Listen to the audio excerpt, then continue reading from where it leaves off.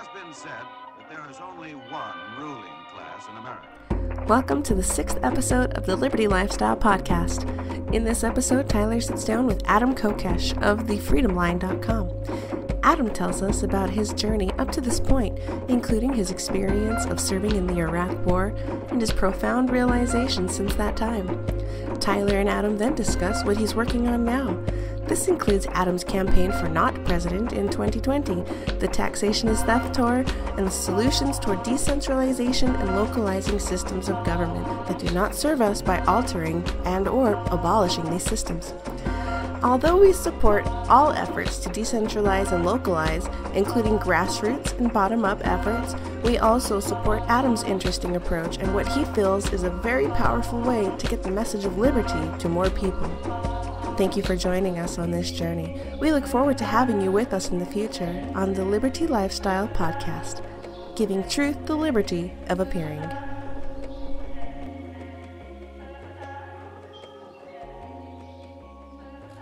All right, this is a special edition of the Liberty Lifestyle Podcast tonight. We're going to have a conversation here with Adam Kokesh from thefreedomline.com. What other website should we title you by at this point? KokeshForNotPresident.com, and thefreedom.fund is the website of our nonprofit because I have a C3 and I like people to pay as little in taxes as they possibly can, so we're happy to help with that effort. Great. And we take in-kind contributions and give good receipts for them. Right. And then activistsunderfire.com. Yeah, that's a new site. Yeah. I really like the concept of Activists Under Fire, so check that out. It'll be in the show notes. And Adam's on tour, that's why he's here with us in live person, so a lot of the interviews you've been seeing are on Skype. And more coming out soon. I'm going to try to get the editing process a little bit more streamlined, so we'll be having more people like Adam on here and hopefully have him on again soon. When he circles back to Salt Lake, maybe we can do another live interview then. But Adam, for the Liberty Lifestyle Podcast, kind of tell us a little bit about yourself for people that may not be familiar with your work. We'll get into that aspect, but if you can give us a little history, maybe go as far back as you'd like with that, and we'll start there. Well, I'd like to think that for the message that we're focused on now, who I am is really unimportant, so I'd like to take the opportunity to share more about what my story has motivated in me, and it starts with Fallujah in 2004, really, and of course you got to explain how I got there. I was in the Marine Corps in the reserves, originally with an artillery unit, volunteered to go to Fallujah in 2004, but I enlisted because I wanted to be the first kid on my block with a confirmed kill. You know, I was that subject to the propaganda and driven by insecurity, things that, you know, in my upbringing, my parents divorced, contributing to the appeal of militarism, of, yeah, I'm going to have smoke blown up my butt when I get back and girls are going to love me and things like that. And, if I have a chance to go to combat and get a combat action ribbon, then, you know, all the better. So at the time, I actually called myself a libertarian, but didn't know what it meant. I thought it was socially liberal, fiscally conservative, which is the best of both worlds, but when you think about it, no, that's the best of both really shitty, screwed up political worlds of the left and the right. It's not a good thing to say, yeah, we're the best of both worlds of Republicans and Democrats. Absolutely. And that's a very shallow understanding of the message, obviously, which is really about the philosophy of self-ownership and the non-aggression principle and achieving a world of universal nonviolence. And so when I was in Fallujah in 2004, there were a few things in particular, a few experiences that really traumatized and shaped me and motivated me. And it wasn't just seeing Iraqis die and seeing Marines die, but a couple events in particular where I carried a dying Marine into a medical evacuation tent, into a surgical tent, and on a stretcher, and he's flailing and moaning. I put his arm back on the stretcher and say, "You're going to be all right," and it was right before he died. Wow. And even more poignant to me in terms of a motivator of understanding the state and understanding war was a night during the siege of Fallujah when I was called on to guard some detainees who had tried to escape the city, two young men, the city's being constantly bombarded with C-130 Spectre gunship fire. That's artillery from the sky.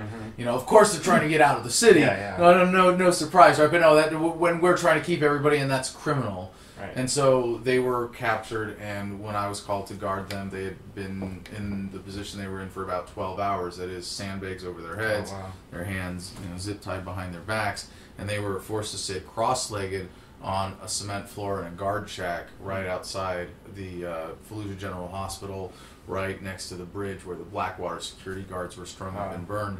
And my task in guarding them was to keep them awake and keep them in that position. And if you don't think that's torture in and of itself, just the sleep deprivation torture, they've been sitting there for 12 hours, they're covered in their own shit. You know, if you if anybody doubts me, just go try to sit cross-legged still without being able to get up with your hands behind your back on a hard floor. And I guarantee after, you won't make it to an hour before you decide that that's torture. With a sandbag, you said. Sandbags over their heads. But I mean, even just, this is a stress position. You know, it's not considered a stress position in the typical torture sense because it's not deliberately for that, and there are other ways that are more effective as stress positions, like having your arms, you know, tied above your head or something like that, where it starts to be painful after 30 seconds or 40 seconds, you know, a couple even minutes, just holding your arms or just out, it's hard to do. Right, but sitting down on a concrete floor is a little bit slower, but it has the same effect. So to understand, not just to understand like intellectually, but to have a really visceral sense of the pain and suffering that is caused and related to the depths of the evil that is government, that is, you know, I did evil in the name of government.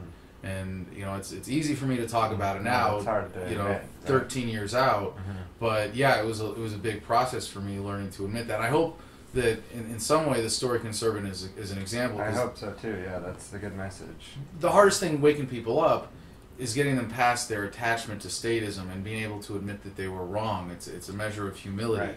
Right. And that's why some of the most powerful words you can speak were I was wrong, and not when it comes to little petty things, but the big worldview shattering, and you have to accept that you may have been fooled or you may have just been ignorant.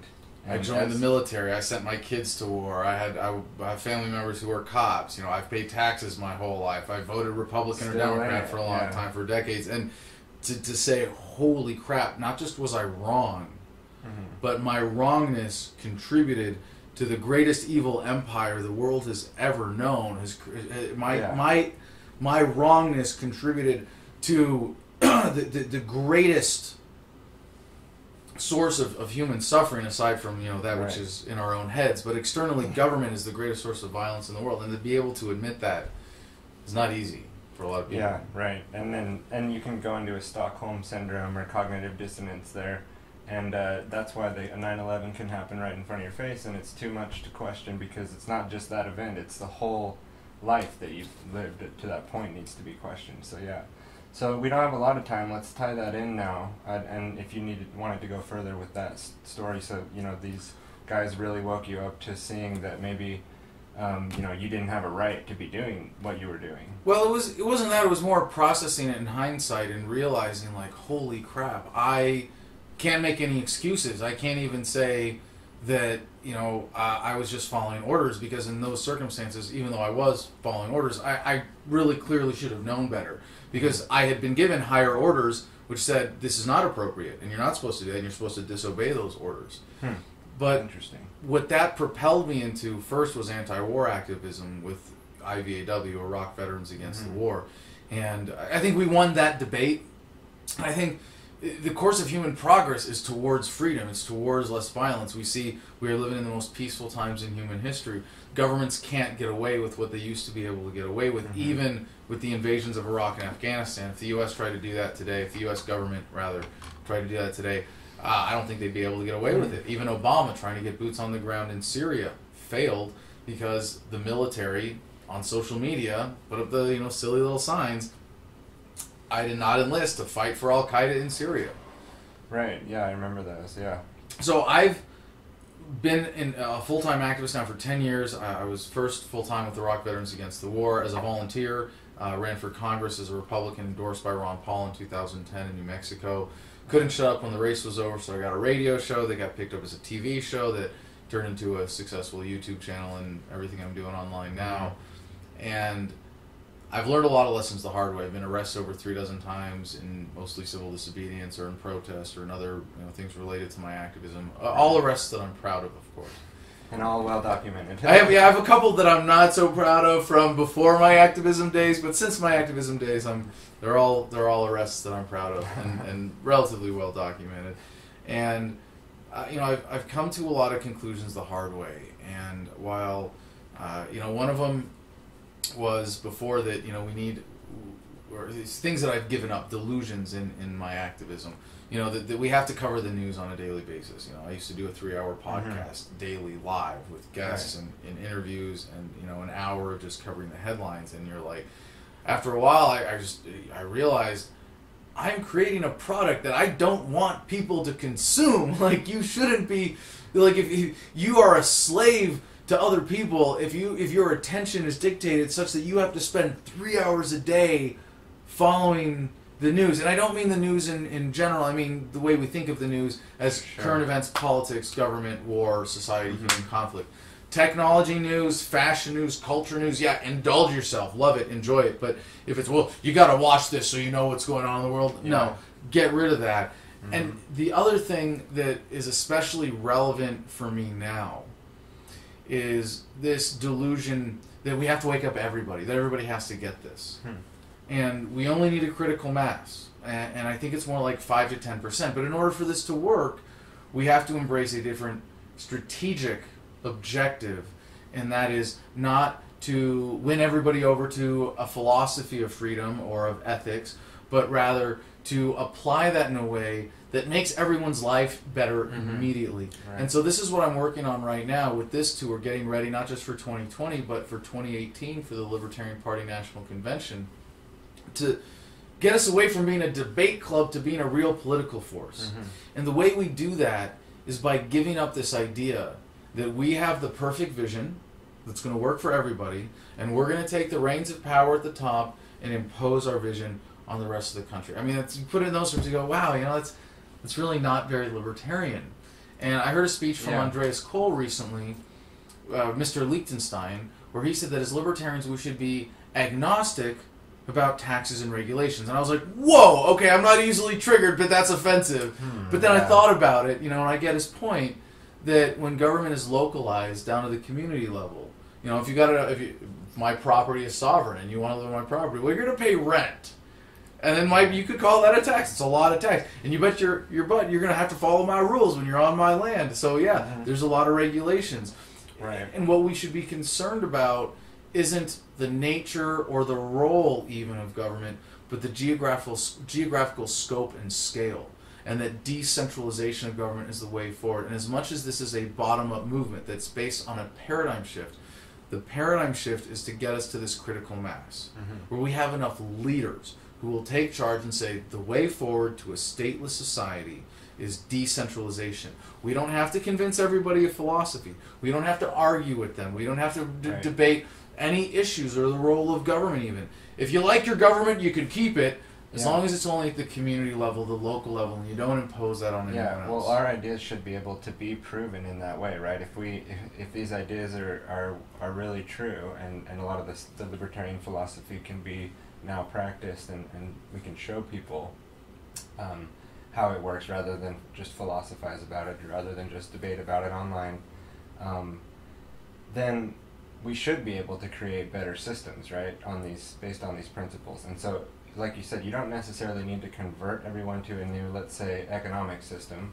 If you build a better one, and then it just becomes seamless. And then you can provide some basic reasons why it's better. It's like Bitcoin versus the US dollar. We don't have to fight the system. We don't have to... I mean, imagine if all the effort that has gone into these drives to audit the Fed or end the Fed, and ending the Fed's not even the answer, because the question of how soon should the Federal Reserve be abolished is let the market decide.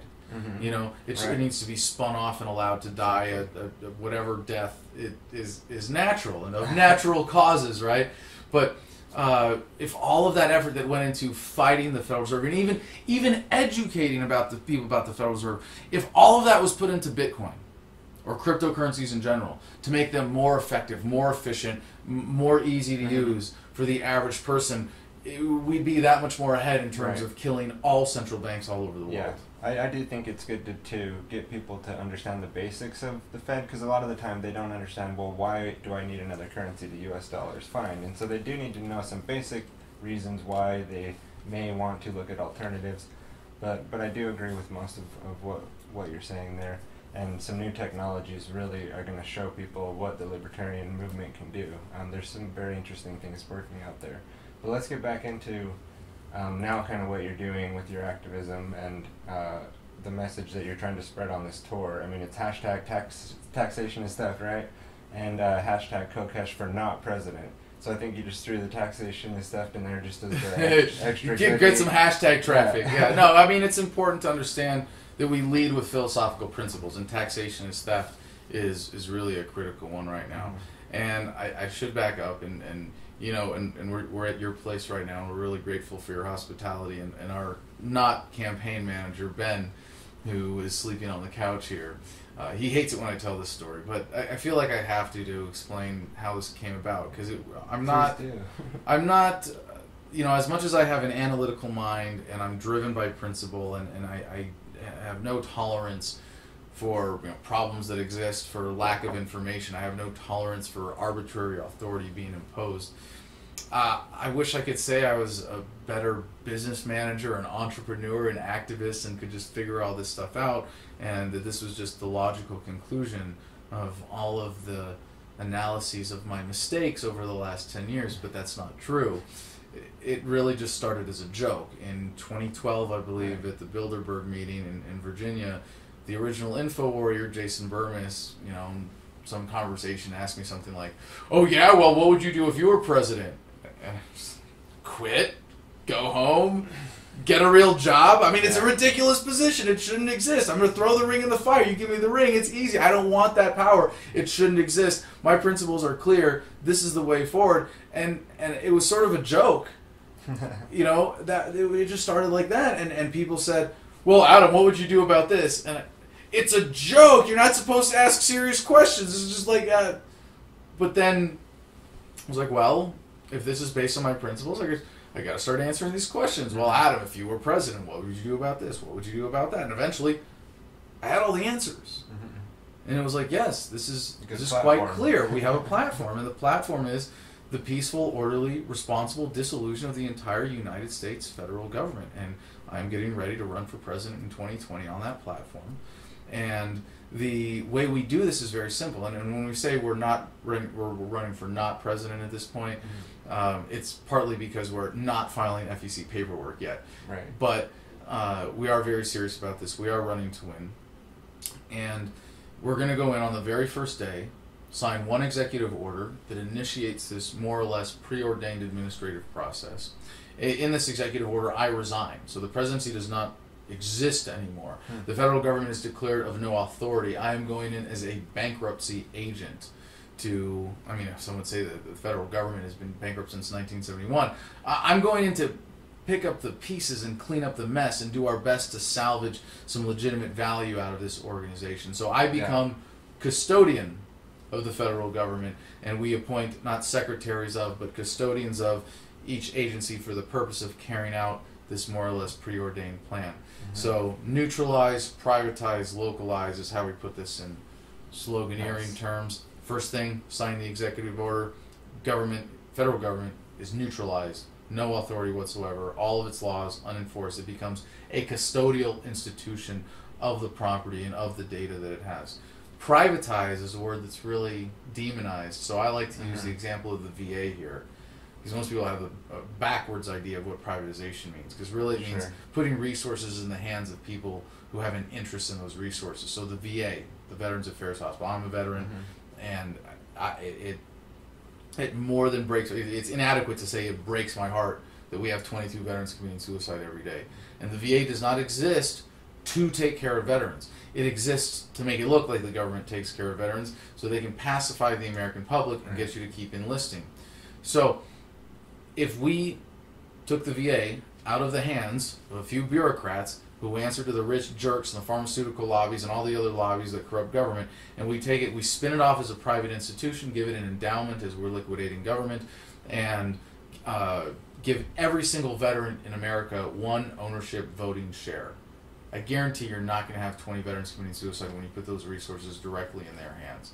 So privatization means broader ownership, it means more appropriate ownership, and it means a real custodial interest in those resources in a way that you know they are going to be put to maximum effectiveness to meet human needs.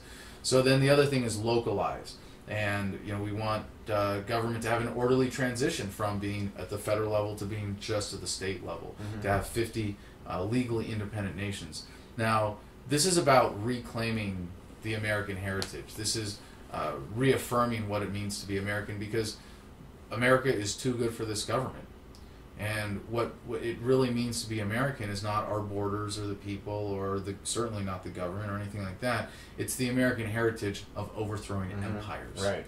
And what we are doing with this campaign is overthrowing the greatest empire the world has ever known. Just like it says right there in the Declaration of Independence, which I feel is the only document we really need, personally. I don't feel like you need any additional rules on top of what was stated there. Very highly enlightened document, in my opinion, and it says it's your duty to do what you just said: overthrow tyrannical governments. Not an option, not just something you can shirk off, not something you should give, just maybe try to vote it away. And that kind of leads into how we can conclude this. I would love to talk more, and like I said, I hope we can have you. We'll get another chance. I know you're kind of getting where you have to go, though, so. What is your message to people who want to support you? Because we want people to support their message, especially if it rings true to them and they're in the voluntarist movement but looking for more of what they can do by supporting you. And obviously, if it comes time to, you would ask them to come out and support you at the polls, or at the voting booth. But what would you say that people could do, in the meantime, in other ways to kind of help support the overall message? Maybe not even anything to do with running for president yourself, like you said. It's not necessarily you, it's the idea that you're really running with here, and it does happen to be you, and that's fine. But then tie that in also to kind of a message to people that might pick this up down the road, because a lot of the podcast idea will probably be listened to down the road. So like people picking up our breadcrumbs who maybe, you've brought a lot of people into voluntarism. What's kind of your message to them as well, if you want to tie that in there with that? Well, I always say that if nothing else, I hope listening to me is at least giving you some motivation in your own activism. And I always hope to impart some inspiration, some motivation that I have in mind. In the more general sense of winning converts, I'd like to promote my book, thefreedomline.com, where it's available for free, and you can get it free in every digital format, including audiobook. But that's just one tool, and it's just the means to an end. I wrote it to be the ultimate red pill. And I think we succeeded, humbly, if I may say so, because I had a lot of help. And more importantly, when you have tools like this, and there are other tools out there, and I've asked a lot of people how they woke up, having been on multiple tours like this. Right. It's no one ever says, well, there was this guy yelling at me in a bar, and I just realized he got loud enough that I realized he was right about everything, and I just became a libertarian. Like, no, it doesn't happen that way. And it doesn't happen by arguing, it doesn't happen by debating or playing this zero-sum political game of I'm right, you're wrong, let's argue, let's debate, let's have a winner and a loser. Right. The way we spread this message is with love and compassion to say, hey, brother, sister, this is something that's important to me, that's made my life better, that's helped me understand my world, and I'd like to share it with you. Would you like to hear about this? Can I share it with you? And if they say no, piss off, well, I love you anyway. That's cool. I hope you have a great life, and I hope you live well and help move humanity forward in your own way. And to not be so narrow-minded about, what we focus on as libertarians or as voluntarists, because 80 to 90% of the population is never really going to care about what we care about the way that we care about it. And that's fine. It's better to accept that and work around that than resist it or get angry with it. So we are at a point now where the movement is still less than 1% of the population And I would say about 10% of the population is our target audience, low-hanging fruit. And with this campaign, we definitely want to grow it out into that. But anything that people can do, thinking about sharing this message in a positive, loving, joyous way is awesome and essential to this progress. We do need to have an underlying paradigm shift. I think, though, it doesn't have to be so deep as what most of us would consider the paradigm shift to freedom from statism. It can be a little shallow, or it can be just from statism to decentralization, to localization of government, to community-based or city-based government. And I think that really is how we make this movement mainstream. So it's really important. I don't mean to repeat myself too much here. But if you want to help me out with this, even if you don't believe that this can win, we can win on this platform. And I want to say to the people who are skeptical, you're right to be skeptical. And I can't promise that we are going to win on this platform. I don't know that this is possible. But I believe that we have it incumbent upon ourselves as people who see this as a possibility to find out, especially when we know that this is also the most efficient way to spread this message and wake people up. And if nothing else, if you want to make sure that the Libertarian Party as a platform is not co-opted by someone like Gary Johnson or Bob Barr again, then you need to get involved. I don't care if you don't vote. I don't care if you think... I mean, I would agree it's a waste of time 90+% of the time. But we're asking Americans to essentially come out and vote twice. Once to abolish the federal government, dissolve. And then once again to dissolve the state governments. And I think then we're there where we can sit back and let things, happen naturally. Yep. So get involved with the LP. Get involved with the Libertarian Party locally. Go to your state convention next spring. Be committed to be a delegate for me, for our campaign, for this strategic shift. We have some other things going on at the 2018 Libertarian Party National Convention we're going to be pushing for unity with the Dallas Accord and for localization as part of the platform. So anything you can do to get involved that way, anything you can do to help us spread the message. If you go to thefreedomline.com, you can share my book, you can share the blog, you can share all the other work there, any of my videos on social media. YouTube has been a great resource, or at least my channel there, for people who have shared those videos to bring others into the message. So anything you can do. That's but if you want to help me out with what I'm doing, you can find it all at thefreedomline.com. Okay, well then you wrapped up my last question. All right. How can people support you and where do they go? And you wrapped all that up in there. So I guess all I have to do is thank you for coming on the show. Like I said, there's plenty more that I want to talk to you about. But I will share this out to the Libertarian Party that I know, the people in the area working, and try to get them at least looking at the ideas, because a lot of people may not be familiar yet with your tour, and I think that's kind of what I'm trying to do here, is just help share your work out. And so share this video and like and subscribe and follow Adam's work. And there's a lot of really good videos. Watch the street interviews on his YouTube channel. There's some really good points made there, and just Adam has a very good camera presence and a funny guy. So and support Tyler and support this production, because if you don't watch, you don't share productions like this, they go away. And I know because I've faced enough of this myself and been in independent media for the majority of my time as an activist. Shows like this require their audiences to be active and engaged and supportive, so please do. All right, thank you. Yeah, and absolutely look forward to some more content. We might do a video tonight. Maybe I'll record some things there and get that published as well. But Adam, thank you for coming on. Any last things you want to say? Peace, love, and screw the government. Yeah, thanks, brother. Thank you.